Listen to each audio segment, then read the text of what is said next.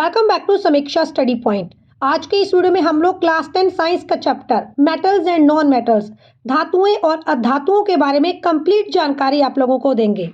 Video के last में इस टॉपिक से रिलेटेड सारे important one liner competitive exam questions भी आप लोगों के साथ डिस्कस करेंगे। मॉडर्न पीरियोडिक टेबल, आधुनिक आवर्त सारणी में 118 तत्व ज्ञात हैं। इसमें से 91 धातु हैं यानी 91 मेटल्स हैं, 20 अधातु हैं यानी 20 नॉन मेटल्स हैं और 7 उप धातुएं हैं यानी 7 मेटलॉइड्स हैं।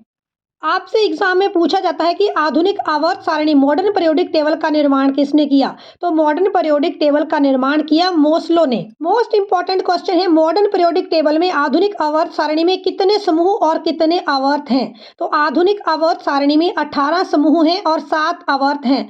मॉडर्न पीरियोडिक टेबल में 18 ग्रुप्स हैं और 7 पीरियड हैं। मॉडर्न पीरियोडिक टेबल में आधुनिक आवर्त सारणी में तत्वों को किस आधार पर रखा गया है? तो आपने बिल्कुल ध्यान रखना है कि मॉडर्न पीरियोडिक टेबल में आधुनिक आवर्त सारणी में एलिमेंट्स को उनके एटॉमिक नंबर यानी परमाणु क्रमांक के अनुसार रखा गया है। मॉडर्न पीरियोडिक लॉ भी यहाँ पर आप लोगों को याद रखना है। मॉडर्न पीरियोडिक लॉ के अनुसार किसी भी तत्व, किसी भी एलिमेंट के रासायनिक और भौतिक गुण, किसी भी एलिमेंट की फिजिकल और केमिकल प्रॉपर्टीज उसके एटॉमिक नंबर यानी परमाणु संख्या पर निर्भर रहेंगी। अब जो ये सारे तत्व हैं इनको 3 हिस्सों में आप लोग बांट सकते हैं, मेटल्स धातुएं, नॉन मेटल्स अधातुएं और मेटलॉइड्स उप धातुएं। आप लोग सोने और चांदी के गहने पहनते हैं तो सोना और चांदी क्या है? धातुएं। आप लोग हीरे की अंगूठी पहनते हैं तो हीरा क्या है? Non metal. हम लोग ऑक्सीजन सांस के जरिए अंदर लेते हैं, ऑक्सीजन रेस्पिरेशन में यूज करते हैं तो ऑक्सीजन क्या है? एक गैसियस नॉन मेटल है। कंप्यूटर की चिप्स सिलिकॉन की बनाई जाती है, इलेक्ट्रॉनिक्स में सिलिकॉन का उपयोग होता है तो सिलिकॉन क्या है? सिलिकॉन एक मेटलॉइड है। कमेंट करके बताएं भारत की सिलिकॉन वैली किसे कहा जाता है? अगर मैं आपको पूछूं कि आप धातुओं और अधातुओं को कैसे पहचानेंगे, मेटल्स और नॉन मेटल्स को आप कैसे क्लासिफाई कर सकते हैं, तो देखिए धातुओं और अधातुओं को हम उनकी फिजिकल प्रॉपर्टीज और उनकी केमिकल प्रॉपर्टीज के अनुसार क्लासिफाई कर सकते हैं। धातुओं और अधातुओं को अपने भौतिक गुण हैं और रासायनिक गुण हैं। तो भौतिक और रासायनिक गुणों के अनुसार हम लोग तत्वों को मेटल्स और नॉन मेटल्स में क्लासिफाई कर सकते हैं। फिजिकल प्रॉपर्टीज ऑफ मेटल्स, धातुओं के भौतिक गुण। देखिए सोने और चांदी के तो हम लोग गहने भी पहनते हैं तो सोने का रंग पीला है और चांदी का रंग सफेद है। अगर आप लोग पूजा पाठ करते हैं तो आप लोग देखेंगे कि पूजा पाठ में तांबे के बर्तनों का उपयोग किया जाता है, कॉपर के बर्तनों का उपयोग किया जाता है और कॉपर का रंग गहरा लाल है। तो प्रत्येक धातु का अपना कोई ना कोई रंग होता है और धातु के रंग के अनुसार भी हम उसे आसानी से पहचान सकते हैं। मेटालिक लस्टर, धात्विक चमक। देखिए आपने कॉपर मेटल देखी है, गोल्ड भी देखा है, सिल्वर भी देखा है। सोना चांदी के आप लोग गहने पहनते हैं तो सोना और चांदी चमक मारते हैं, इसका मतलब धातुओं की सतह कैसी है? धातुओं की सतह चमकदार है। धातुओं पर लेप या पॉलिश करके भी उन्हें चमकदार बनाया जा सकता है। अगर आप अपने किचन में जाएं या टॉयलेट में जाएं तो वहां आपको नल बहुत चमकदार दिखाई देते हैं। तो धातुओं की सतह को लेप और पॉलिश करके भी चमकदार बनाया जा सकता है। धात्विक चमक, मेटालिक लस्टर के कारण ही धातुओं का उपयोग ज्वेलरी यानी गहने और सजावट की वस्तुएं बनाने के लिए किया जाता है। मैलिएबिलिटी, आघात वर्धनीयता। देखिए धातुओं को पीटकर उनकी चद्दरें बनाई जा सकती हैं। अगर आपने कहीं मकान देखा होगा तो उस मकान के ऊपर आपने टीन भी जरूर देखी होगी। तो ये टीन क्या है? टीन एक्चुअली में धातु को पीटा गया है और पीटकर उसकी पतली चद्दर बनाई गई है। तो मैलिएबिलिटी धातुओं की वो प्रॉपर्टी है जिसमें धातुओं को हैमर किया जा सकता है, धातुओं को पीटकर उनकी पतली चद्दरें बनाई जा सकती हैं। चद्दर मीनिंग मेटालिक शीट्स बनाई जा सकती हैं। Malleability means metals can be beaten into sheets. Important question है, बोर्ड एग्जाम और कॉम्पिटेटिव एग्जाम में भी पूछा गया है कि डक्टाइलिटी क्या है, तन्यता क्या है। तो देखिए धातुओं को हैमर किया जा सकता है, धातुओं को पीटा जा सकता है और उन्हें पतली तारों में कन्वर्ट किया जा सकता है। जैसे कॉपर वायर्स आप लोग देखते हैं, आप लोग घर में हीटर चलाते हैं उसमें निक्रोम वायर का फिलामेंट लगा है। आप लोगों ने बल्ब देखा, बल्ब के अंदर टंगस्टन धातु का फिलामेंट लगा है। तो धातुओं को पीटकर उनसे पतली तारें बनाई जा सकती हैं और इस प्रॉपर्टी को हम लोग बोलते हैं डक्टाइलिटी, यानी metals can be beaten into wires. कुछ इंपॉर्टेंट कॉम्पिटेटिव एग्जाम क्वेश्चंस आपसे पूछे जाते हैं कि विद्युत तारों में कौन सी धातु प्रयुक्त होती है, तो राइट आंसर आएगा कॉपर। इसके बाद आपसे क्वेश्चन पूछा जाता है कि बल्ब का फिलामेंट कौन सी धातु का बनता है, तो इसका आंसर आएगा टंगस्टन। आपसे ये भी पूछा जाता है कि हीटर का हीटिंग एलिमेंट कौन सी धातु का बनता है, तो इसका आंसर आएगा निक्रोम। हार्डनेस, कठोरता। देखिए धातुएं कठोर होती हैं, आपने सोना देखा, चांदी देखी, कॉपर देखा, सारी धातुएं क्या है, कठोर हैं। आपसे इंपॉर्टेंट क्वेश्चन ये पूछा जाता है कि ऐसी कौन सी धातु है जो लिक्विड है। तो देखिए रूम टेम्परेचर के ऊपर मरकरी एक ऐसी धातु है जो लिक्विड है। क्या आप लोगों ने कभी मरकरी धातु देखी है? देखिए अगर आपको कभी फीवर हुआ है तो आपको थर्मोमीटर दिया जाता है और थर्मोमीटर के जरिए ही आपका टेम्परेचर नापा जाता है। तो थर्मोमीटर की जो टिप है इसके ऊपर लगी है मरकरी धातु।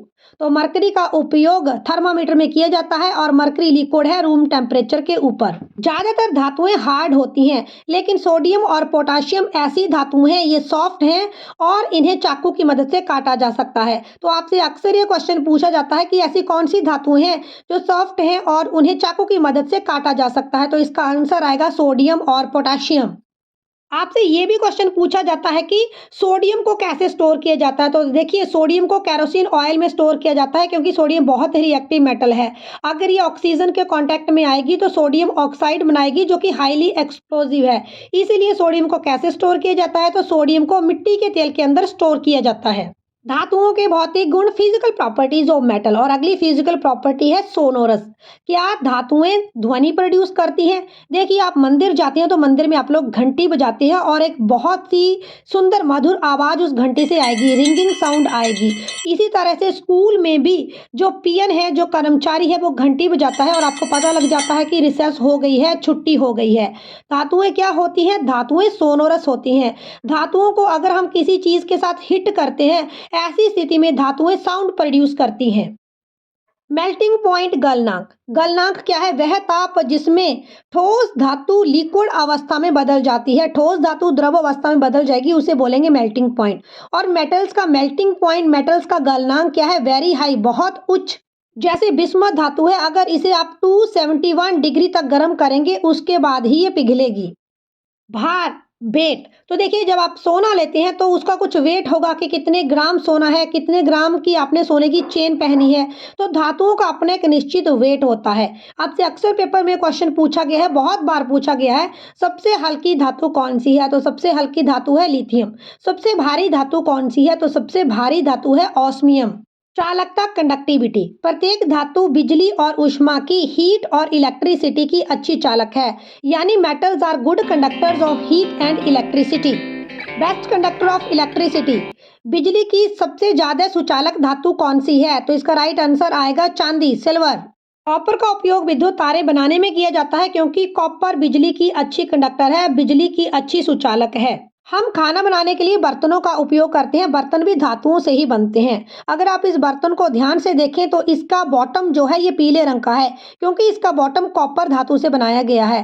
कॉपर हीट का अच्छा चालक है, तो खाना जल्दी से इस फ्राई पैन में गर्म हो जाएगा। तो धातुओं की कंडक्टिविटी क्या है? धातुएं बिजली और ऊष्मा की अच्छी चालक हैं। ऐसी धातु का नाम बताएं जो ऊष्मा की कुचालक है, जो बैड कंडक्टर है। लेड एक ऐसी धातु है जो कुचालक है, जो इंसुलेटर है, क्योंकि लेड ऑक्सीजन के साथ रिएक्शन करके लेड ऑक्साइड बना देती है और अब लेड के पास फ्री इलेक्ट्रॉन्स नहीं है। तो आपने ध्यान रखना है कि लेड ऊष्मा की कुचालक है, लेड इंसुलेटर है। धातुओं के रासायनिक गुण, chemical properties of metal, important board exam question है। तो देखिए धातुएं वायु से अभिक्रिया करती हैं और धातु ऑक्साइड बनाती हैं। Reaction of metals with oxygen. तो metals react with oxygen and metal oxide is produced. जैसे कॉपर एक धातु है, कॉपर ने ऑक्सीजन के साथ रिएक्ट किया और बनाया कॉपर ऑक्साइड। तो धातुएं ऑक्सीजन के साथ रिएक्ट करके धातु ऑक्साइड बनाती हैं। आपने ध्यान रखना है मेटल ऑक्साइड्स आर बेसिक, धातुओं के ऑक्साइड क्षारीय होते हैं। धातुओं की जल से अभिक्रिया, reaction of metals with water. तो कोई भी धातु जब पानी के साथ रिएक्ट करेगी, पानी के साथ अभिक्रिया करेगी, तो वो धातु ऑक्साइड या फिर धातु हाइड्रो ऑक्साइड बनाएगी। जैसे यहाँ पर कैल्शियम एक धातु है, कैल्शियम ने वाटर H2O के साथ रिएक्ट किया, बनाया calcium hydro oxide CaOH twice. धातुओं की अम्लों के साथ अभिक्रिया, reaction of metals with dilute acid. Important question है कि धातुएं अम्लों के साथ अभिक्रिया करेंगी तो कौन सी गैस बनेगी। तो धातुएं जब भी अम्लों के साथ अभिक्रिया करेंगी तो हाइड्रोजन गैस बनेगी। जैसे यहाँ पर सोडियम एक धातु है और उसने HCl हाइड्रोक्लोरिक एसिड के साथ रिएक्ट किया तो क्या प्रोड्यूस किया, sodium chloride and hydrogen gas. Copper, gold, silver. तो कॉपर, गोल्ड, सिल्वर कम रिएक्टिव धातुएं हैं, कम सक्रिय धातुएं हैं, इसीलिए धातुएं डाइल्यूट एसिड्स के साथ, तनु अम्लों के साथ कोई अभिक्रिया नहीं करती। इंपॉर्टेंट बोर्ड एग्जाम क्वेश्चन है, ऐसी कौन सी धातुएं हैं जो प्रकृति में मुक्त अवस्था में पाई जाती हैं, फ्री स्टेट में पाई जाती हैं। तो इसका आंसर आ जाएगा gold, silver, platinum. Chemical properties of metal. धातुएं लवण विलयनों के साथ अभिक्रिया करती हैं। तो धातुएं जब भी लवण विलयनों के साथ अभिक्रिया करेंगी तो अधिक अभिक्रियाशील धातु कम अभिक्रियाशील धातु को विस्थापित कर देगी। यहाँ पर आएगा metal displacement reaction. More active metal, जो ज्यादा एक्टिव मेटल है वो कम एक्टिव मेटल, वो लेस एक्टिव मेटल को डिस्प्लेस कर देगी, उसे हटा देगी। वैसे भी लाइफ में यही रूल है, जो ज्यादा एक्टिव लोग हैं वो कम एक्टिव लोगों को हटा देते हैं। यहाँ पर आपसे एक इंपॉर्टेंट क्वेश्चन पूछा जाता है कि जब भी आप कॉपर सल्फेट सॉल्यूशन में एक आयरन की रॉड को डिप करेंगे तो कॉपर सल्फेट सॉल्यूशन का जो ब्लू कलर है ये फेड क्यों हो जाता है। पहले तो आप ध्यान रखेंगे कि कॉपर सल्फेट को हम लोग नीला थोथा भी बोलते हैं और कॉपर सल्फेट सॉल्यूशन का कलर है नीला। जब आप इसमें आयरन रॉड को डिप करेंगे, आयरन नेल को डिप करेंगे तो आयरन ज्यादा रिएक्टिव है कॉपर से। ऐसे में आयरन कॉपर सल्फेट सॉल्यूशन से कॉपर को डिस्प्लेस कर देगा और बनाएगा आयरन सल्फेट। तो आयरन नेल के ऊपर कुछ कॉपर जमा हो जाएगा और कॉपर सल्फेट सॉल्यूशन का कलर फेड हो जाएगा due to metal displacement reaction, विस्थापन अभिक्रिया के कारण। अब आप लोगों को कैसे पता चलेगा कि कौन सी धातु ज्यादा रिएक्टिव है और कौन सी धातु कम रिएक्टिव है। इसके लिए आपको पढ़नी पड़ेगी धातुओं की सक्रियता श्रेणी, रिएक्टिविटी सीरीज ऑफ मेटल। सक्रियता श्रेणी वह सूची है जिसमें धातुओं को क्रियाशीलता के अनुसार अवरोही क्रम में रखा गया है। यानी जो ज्यादा रिएक्टिव धातुएं हैं उन्हें सीरीज के टॉप में रखा गया है और जो बिल्कुल कम रिएक्टिव धातुएं हैं उन्हें सीरीज के बॉटम में रखा गया है। पोटाशियम सबसे रिएक्टिव धातु है और गोल्ड सबसे कम रिएक्टिव धातु है। रिएक्टिविटी सीरीज को याद रखने के लिए आप लोग एक ट्रिक का यूज कर सकते हैं। Please stop calling me a careless zebra, instead try learning how copper saves gold. तो इस ट्रिक का यूज करते हुए आप लोग धातुओं की सक्रियता श्रेणी में धातुएं किस क्रम में है इसे याद रख सकते हैं। एक्वा रिजिया, अमर राज, मोस्ट इंपॉर्टेंट टॉपिक है कॉम्पिटेटिव एग्जाम के लिए भी और बोर्ड एग्जाम्स के लिए भी। एक्वा रिजिया एक मिक्सचर है सांद्र हाइड्रोक्लोरिक एसिड का और सांद्र नाइट्रिक एसिड का। नाइट्रिक एसिड 3 पार्ट्स में है और हाइड्रोक्लोरिक एसिड 1 पार्ट में है। तो आपने ये रेशो याद रखनी है 3:1। आमल राज यानी एक्वा रिजिया का उपयोग सोना और प्लेटिनम जैसी धातुओं को गलाने के लिए किया जाता है। तो सुनार किसका उपयोग करते हैं, सुनार अमलराज का उपयोग करते हैं गोल्ड और प्लेटिनम जैसी धातुओं को गलाने के लिए। मेटल्स और नॉन मेटल्स चैप्टर में एक और इम्पॉर्टेंट टॉपिक है जो हमेशा एग्जाम में पूछा जाता है, कोरोजन, धातुओं का जंग लगना। हम लोग अक्सर डेली लाइफ में देखते हैं कि लोहे की वस्तुओं के ऊपर भूरे रंग की एक लेयर जम जाती है, चांदी के गहनों के ऊपर काले रंग की एक लेयर जम जाती है, तांबे और कांसे की वस्तुओं के ऊपर हरे रंग की एक लेयर जम जाती है।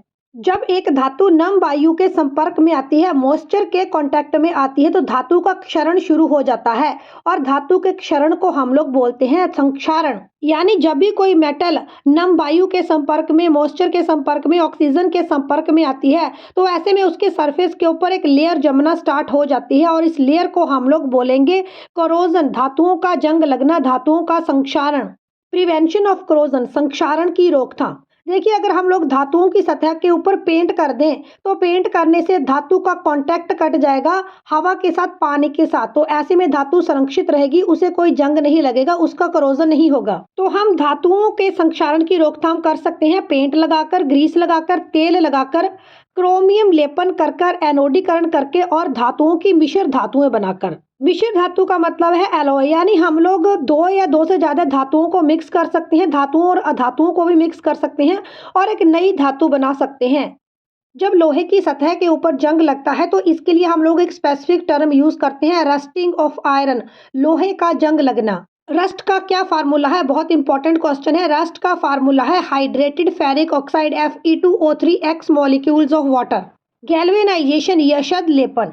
Galvanisation meaning coating with zinc. Zinc की परत चढ़ा देना किसी अन्य धातु के ऊपर।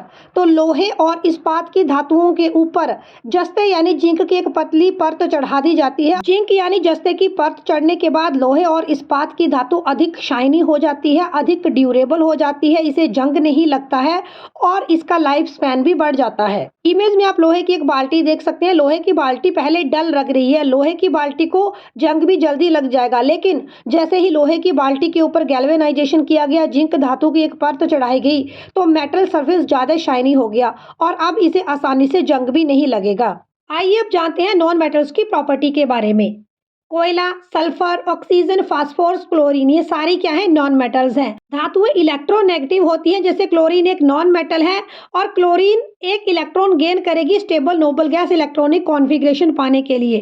तो अधातुएं विद्युत ऋणात्मक होती हैं, स्टेबल कॉन्फ़िगरेशन पाने के लिए इलेक्ट्रॉन्स को गेन करती हैं और ऋणायन बनाती हैं। इसी तरह से धातुएं इलेक्ट्रोपॉजिटिव होती हैं, विद्युत धनात्मक होती हैं। स्टेबल नोबल गैस कॉन्फ़िगरेशन पाने के लिए ये अपने इलेक्ट्रॉन्स को लूज करती हैं, जो बैलेंस शेल में इलेक्ट्रॉन प्रेजेंट है उनको लूज करती हैं। जैसे सोडियम का एटॉमिक नंबर 11 है, ये अपना एक बाहर वाला इलेक्ट्रॉन लूज करेगी और सोडियम 1 पॉजिटिव बनाएगी। Physical properties of non metals. अधातुओं के गुण, सबसे पहले आएगा लस्टर यानी चमक। देखिए अधातुएं डल होती हैं, मलिन होती हैं, इनके सरफेस के ऊपर किसी तरह की कोई चमक नहीं होती। अगर आप कोयला देखें, चूल्हे में आग जलती है, उसके बाद कोयला बच जाता है, तो कोयला भी एक अधातु है और कोयला डल होता है, कोयले में किसी तरह की कोई चमक नहीं है। यहाँ पर अपवाद भी है, आयोडीन और ग्रेफाइट ऐसी अधातुएं हैं जिनमें चमक पाई जाती है। आप लोग लेड पेंसिल्स का उपयोग करते हैं, ड्राइंग करने के लिए पेंसिल्स का उपयोग करते हैं, तो इन पेंसिल्स के अंदर ग्रेफाइट का उपयोग किया जाता है। विद्युत और ऊष्मा की अचालकता।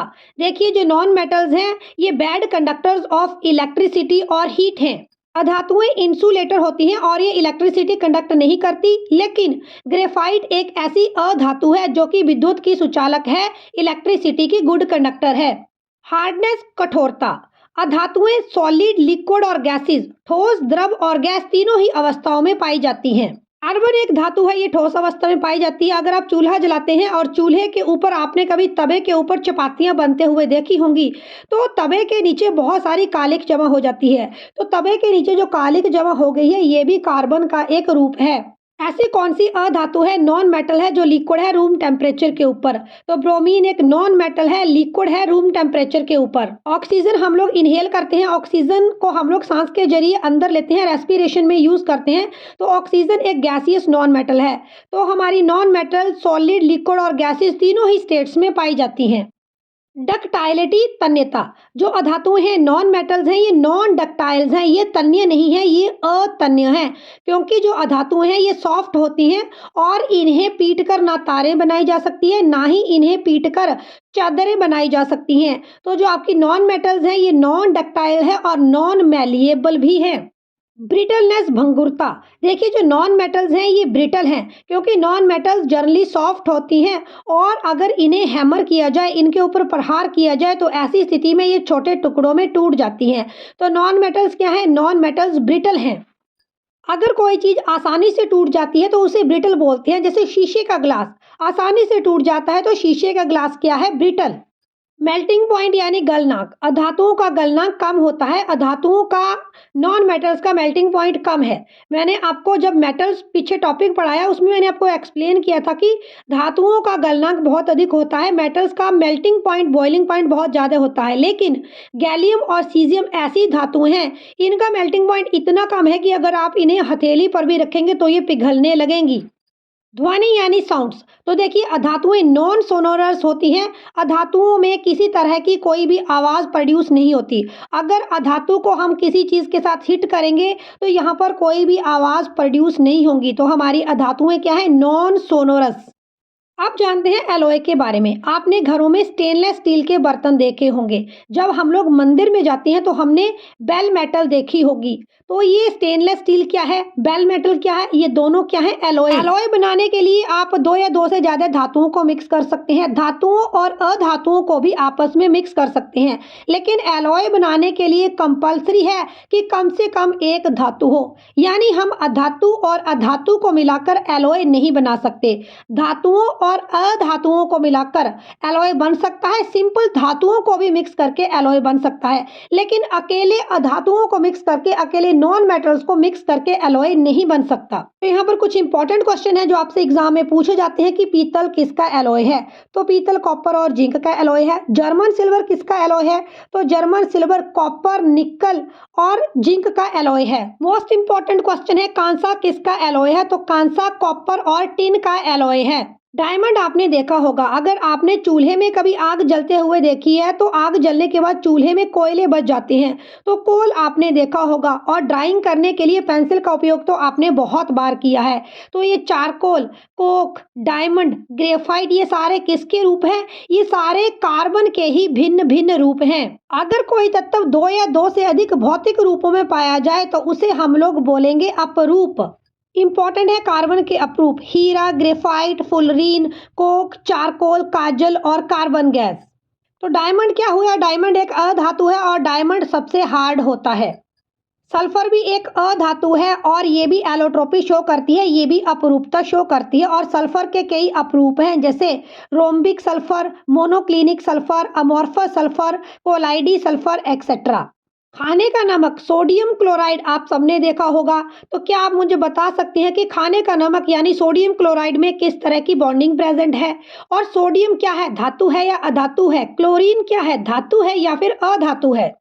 धातुएं और अधातुएं आपस में इलेक्ट्रॉन्स का लेन देन करती हैं, और इलेक्ट्रॉन्स का लेन देन करने के बाद धातुओं और अधातुओं के बीच आयोनिक बॉन्डिंग बनती है, और आयोनिक बॉन्डिंग का दूसरा नाम है इलेक्ट्रोवेलेंट बॉन्ड, संयोजक आबंध। देखिए जो मेटल्स हैं ये इलेक्ट्रो पॉजिटिव होती हैं, विद्युत धनात्मक होती हैं, तो आपने ध्यान रखना है कि मेटल्स बहुत शरीफ हैं और वो हमेशा अपने इलेक्ट्रॉन्स देती हैं। तो जब धातु और अधातु के बीच आबंध बनेगा तो आपने ध्यान रखना है कि जो नॉन मेटल्स हैं वो धातुओं से इलेक्ट्रॉन्स को लेती हैं। वैसे यहाँ पर सोडियम क्लोराइड NaCl की आयोनिक बॉन्डिंग दिखाई गई है। तो सोडियम एक मेटल है, सोडियम का एटॉमिक नंबर 11 है, इसके बाहर वाले शेल में एक इलेक्ट्रॉन प्रेजेंट है और ये मेटल है, धातु है, अपना एक इलेक्ट्रॉन दे देगी। तो सोडियम अपना एक इलेक्ट्रॉन किसको दे देगी, क्लोरीन को। क्लोरीन का एटॉमिक नंबर 17 है और क्लोरीन एक इलेक्ट्रॉन ले लेगा और अब इसके पास 18 इलेक्ट्रॉन्स हो जाएंगे। तो आयनिक बॉन्डिंग में क्या हुआ, सोडियम एक धातु है, उसने अपना एक इलेक्ट्रॉन क्लोरीन को दे दिया। जब सोडियम ने अपना एक इलेक्ट्रॉन दिया तो वो पॉजिटिव आयन बन गया, केटायन बन गया, और क्लोरीन ने जब एक इलेक्ट्रॉन ले लिया तो वो ऋणायन यानी नेगेटिव आयन बन गया, एनायन बन गया। तो मेटल्स और नॉन मेटल्स के बीच इलेक्ट्रॉन्स के लेन देन से जो आबंध बनेगा उसे हम लोग बोलेंगे आयोनिक बॉन्ड, आयोनिक आबंध। आखिर हमें धातुएं कहाँ से मिलती हैं, धातुएं हमें मिलती हैं नेचर से, भूपर पट्टी से। पृथ्वी में कुछ एक धातुएं स्वतंत्र अवस्था में पाई जाती हैं। इंपॉर्टेंट क्वेश्चन है कि पृथ्वी में कौन सी धातुएं स्वतंत्र अवस्था में पाई जाती हैं, तो सोना, चांदी, प्लेटिनम और कॉपर स्वतंत्र अवस्था में पृथ्वी में पाई जाती हैं। लेकिन सभी धातुएं स्वतंत्र अवस्था में नहीं पाई जाती। यानी अगर मैं आप लोगों को शॉर्ट में समझाऊं तो पृथ्वी के अंदर अगर आप खुदाई करेंगे तो आपको पत्थर के बहुत सारे टुकड़े मिल सकते हैं, चट्टानों के टुकड़े मिल सकते हैं। इन्हीं पत्थर के टुकड़ों के अंदर और चट्टानों के टुकड़ों के अंदर अलग अलग धातुएं पाई जाती हैं। तो पृथ्वी के अंदर प्राकृतिक रूप से पाए जाने वाले तत्वों और यौगिकों को खनिज कहते हैं, और इन्हीं खनिजों से हम लोग प्राप्त करेंगे धातुओं को। यानी अब जो ये खनिज हैं, जो ये पत्थर के टुकड़े हैं, चट्टानों के टुकड़े हैं, इन पत्थरों के टुकड़ों को, चट्टानों के टुकड़ों को हम लोग बोलते हैं ओर्स, और इन्हीं ओर से निकाली जाती हैं धातुएं। सभी पत्थर के टुकड़ों के अंदर कोई ना कोई एलिमेंट प्रेजेंट हो, कोई ना कोई धातु या अधातु प्रेजेंट हो, ये कंपलसरी नहीं है। लेकिन बहुत सारे ऐसे ओर्स हैं जिनसे हम लोग मेटल्स को या नॉन मेटल्स को एक्सट्रैक्ट कर सकते हैं।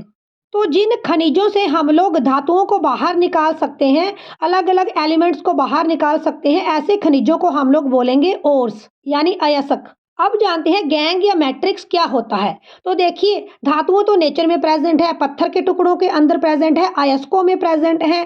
तो अयस्कों में जो मिट्टी के कण, रेत के कण, धूल के कण प्रेजेंट है, इन सारी इम्प्योरिटीज को, इम्प्योरिटीज मीनिंग मिट्टी के कण, रेत के कण, धूल के कण, छोटे पत्थरों के टुकड़े, तो इन सारी इम्प्योरिटीज को हम लोग बोलते हैं गैंग और मैट्रिक्स। तो धातुओं को निष्कर्षण करने से पूर्व यानी धातुओं को अयस्कों से अलग करने से पूर्व ये इंपॉर्टेंट है कि पहले हम लोग गैंग को अलग करें, पहले हम लोग इम्प्योरिटीज को अलग करें। बाकी बाद में अलग अलग मेथड्स का उपयोग किया जाता है मेटल्स को अयस्कों से अलग करने के लिए। जैसे लोहा अगर पृथ्वी के अंदर प्रेजेंट है तो लोहे को अयस्क से अलग करने के लिए हम लोग मैग्नेटिक सेपरेशन का उपयोग कर सकते हैं। मैग्नेट लोहे को अपनी तरफ अट्रैक्ट कर लेगा और बाकी इम्प्योरिटीज अलग हो जाएंगी, लोहा एक तरफ हो जाएगा। तो अलग अलग मेथड्स का उपयोग किया जाता है मेटल्स को एक्सट्रैक्ट करने। मेटलॉइड्स यानी उपधातुएं।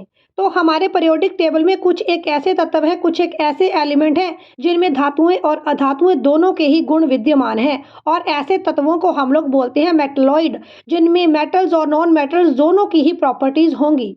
बोरोन, सिलिकॉन, एंटीमनी, जर्मेनियम, ये सारे एग्जाम्पल हैं मेटलॉइड्स के। मेटलॉइड्स भी जनरली हार्ड होते हैं, सख्त होते हैं, कठोर होते हैं, और इनका सरफेस भी शाइनी होता है। Important one liner question answer for your board exams and all competitive exam. धातुएं अम्लों के साथ क्रिया करके कौन सी गैस बनाती हैं? धातुएं जब एसिड्स के साथ रिएक्ट करती हैं तो कौन सी गैस बनती है? Metals react with acid, which gas is produced? तो इसका राइट आंसर होगा हाइड्रोजन गैस। अगला प्रश्न, उत्कृष्ट धातुओं को घोलने वाला पदार्थ क्या है? यानी गोल्ड, सिल्वर, प्लेटिनम किसमें घोले जा सकते हैं? तो इसका आंसर होगा अम्लराज, एक्वा रिजिया। कमेंट करके बताएं अम्लराज कौन कौन से एसिड्स का मिश्रण है। मूर्खों का सोना किसे कहा जाता है? आयरन पायराइट FeS2 को मूर्खों का सोना कहा जाता है। शुद्ध सोना कितने कैरेट का है? शुद्ध सोना 24 कैरेट का है। कमेंट करके बताएं मार्केट में जो सोना उपलब्ध है वो कितने कैरेट का है। नीला थोथा का रासायनिक नाम क्या है? ब्लू विट्रोल किसे कहा जाता है? राइट आंसर होगा कॉपर सल्फेट, CuSO4। हरा कसीस, ग्रीन विट्रोल किसे कहते हैं? कमेंट करके बताएं। कौन सी धातु अचालक की भांति ट्रांजिस्टर में उपयोग की जाती है? तो जर्मेनियम धातु का उपयोग ट्रांजिस्टर में किया जाता है। सिलिकॉन चिप्स का उपयोग कंप्यूटर में किया जाता है, और भारत की सिलिकॉन वैली है बेंगलुरु। कौन से रेडियो एक्टिव एलिमेंट के भारत में विशाल भंडार हैं? राइट आंसर आएगा थोरियम। समुद्र में सर्वाधिक मात्रा में पाई जाने वाली धातु कौन सी है? तो देखिए समुद्र में नमक भी है, सोडियम क्लोराइड। तो समुद्र में सर्वाधिक मात्रा में पाई जाने वाली धातु है सोडियम। धातुओं की प्रकृति कैसी है? देखिए धातुएं विद्युत धनात्मक हैं। अधातुओं की प्रकृति कैसी है? अधातुएं विद्युत ऋणात्मक है, इलेक्ट्रोनेगेटिव है। पीतल में कौन सी धातुएं होती हैं? पीतल दो धातुओं का एलॉय है, तांबा और जस्ता। पटाखों में लाल रंग का प्रकाश किसके कारण उत्पन्न होता है? तो राइट आंसर होगा स्ट्रोंशियम। पटाखों में हरा प्रकाश किस धातु के कारण उत्पन्न होता है? तो पटाखों में हरा प्रकाश बेरियम के कारण उत्पन्न होता है। मोस्ट इंपॉर्टेंट क्वेश्चन है दोनों ही ये। पृथ्वी पर सर्वाधिक मात्रा में पाई जाने वाली धातु कौन सी है? राइट आंसर होगा एल्यूमिनियम। हड्डियों और दांतों का निर्माण करने वाला प्रमुख तत्व कौन सा है? तो हमारी हड्डियों और दांतों में कैल्शियम नामक धातु पाई जाती है। कमेंट करके बताएं हमारी बॉडी का हार्डेस्ट पार्ट कौन सा है। विद्युत बल्ब का तंतु कौन सी धातु का बनता है? इलेक्ट्रिक बल्ब का फिलामेंट कौन सी धातु से बनता है? राइट आंसर है टंगस्टन। कमेंट करके बताएं इलेक्ट्रिक हीटर में कौन सी वायर का उपयोग किया जाता है? इलेक्ट्रिक हीटर का फिलामेंट कौन सी वायर से बनता है? अगला इंपॉर्टेंट क्वेश्चन, फोटोग्राफी में कौन सा तत्व उपयुक्त किया जाता है? तो फोटोग्राफी में सिल्वर ब्रोमाइड का उपयोग किया जाता है, AgBr सिल्वर ब्रोमाइड। स्वर्ण व्हाइट गोल्ड किसे कहा जाता है? व्हाइट गोल्ड कहा जाता है प्लेटिनम को। सबसे हल्की धातु कौन सी है? तो सबसे हल्की धातु है लिथियम। सबसे भारी धातु कौन सी है? सबसे भारी धातु है ऑस्मियम। ऐसी कौन सी अधातु है जो रूम टेम्परेचर के ऊपर लिक्विड है? ब्रोमीन एक ऐसी धातु है जो रूम टेम्परेचर के ऊपर लिक्विड है। जल्दी से कमेंट करके बताएं ऐसी कौन सी धातु है जो रूम टेम्परेचर के ऊपर लिक्विड है। कौन सी धातु है जो ठोस अवस्था में नहीं पाई जाती? तो मरकरी पारा एक ऐसी धातु है जो ठोस अवस्था में नहीं पाई जाती। एंटीमनी क्या है? देखिए एंटीमनी एक उप धातु है। सबसे कठोर धातु का नाम बताएं। सबसे कठोर धातु है प्लेटिनम। कौन सी धातु बिजली की अच्छी सुचालक है? तो बेस्ट कंडक्टर ऑफ इलेक्ट्रिसिटी है सिल्वर यानी चांदी। वीडियो अच्छा लगा है तो वीडियो को लाइक शेयर जरूर करें, और कौन से नए टॉपिक के ऊपर आप लोग वीडियो चाहते हैं कमेंट करके जरूर बताएं। Show support, like share, subscribe to our channel for more science videos. Thanks for watching.